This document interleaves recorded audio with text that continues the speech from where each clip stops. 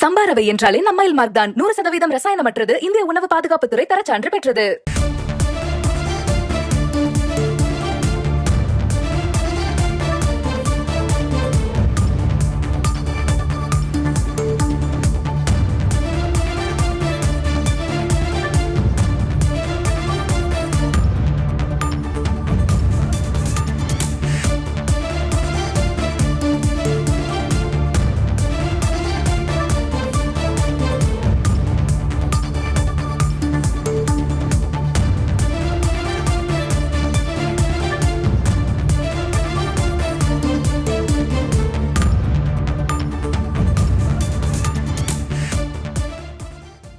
மத்திய கல்வி அமைச்சர் தர்மேந்திர பிரதான் தமிழக எம்பிக்களை அநாகரீகமானவர்கள் என்று குறிப்பிட்டதற்கு பல்வேறு தரப்பிலிருந்து கண்டனங்கள் கிளம்பியிருக்கக்கூடிய சூழல்ல தற்பொழுது முதலமைச்சர் மு.க.ஸ்டாலின் அதற்கான கண்டனத்தை தெரிவித்திருக்கிறார்.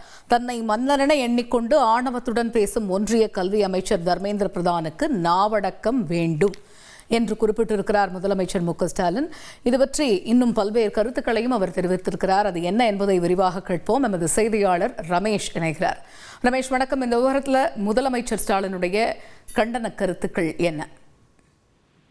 வணக்கம். மத்திய கல்வி அமைச்சர் தர்மேந்திர பிரதான் ஆணவத்துடன் பேசுகிறார், அவருக்கு நாவடக்கம் தேவை என்று கல்வி அமைச்சருக்கு கண்டனம் தெரிவித்து முதலமைச்சர் திரு மு.க.ஸ்டாலின் அறிக்கை ஒன்றை சமூக வலைதளத்தில் வெளியிட்டிருக்கிறார். அதாவது டெல்லியில் நாடாளுமன்ற கூட்டத்தொடர் நடைபெற்று வருகிறது. இந்த கூட்டத்தொடரில் தேசிய கல்விக் கொள்கை விவகாரம் தொடர்பாக ஒரு காரசார விவாதம் என்பது நடைபெற்று வருகிறது. திமுக எம்பிக்கள் அவையை முற்றுகையிட்டு விவாதம் நடத்தி வரக்கூடிய சூழல்ல மத்திய கல்வி அமைச்சர் தர்மேந்திர பிரதான் தமிழக எம்பிக்களை பார்த்து அநாகரிகமான என்று தெரிவித்த கருத்துக்குத்தான் முதலமைச்சர் மு.க.ஸ்டாலின் இப்போது கண்டனம் அறிக்கை ஒன்றை வெளியிட்டிருக்கிறார்.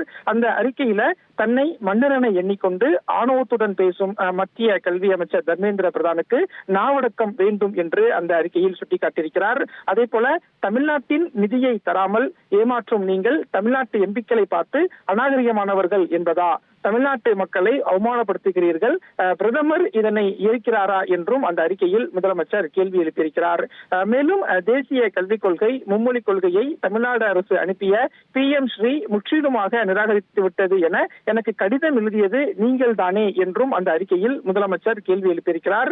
அதே போல் பிரதான் அவர்களே, நாங்கள் மக்களுக்கு மக்களின் எண்ணங்களுக்கு மட்டுமே மதிப்பளித்து செயல்படுகிறோம், உங்களைப் போல நாக்பூரின் சொற்களுக்கு கட்டுப்பட்டு அல்ல என்றும் அந்த அறிக்கையில் சுட்டிக்காட்டியிருக்கிறார்.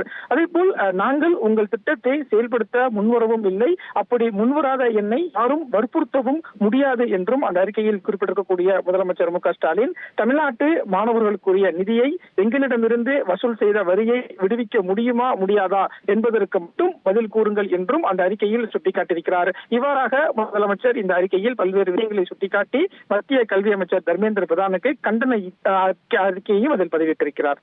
விரிவான விவரங்களுக்கு நன்றி ரமேஷ். சம்பா ரவை என்றாலே நம்மைல் மார்க் தான். 100% ரசாயனமற்றது. இந்திய உணவு பாதுகாப்புத்துறை தரச்சான்று பெற்றது.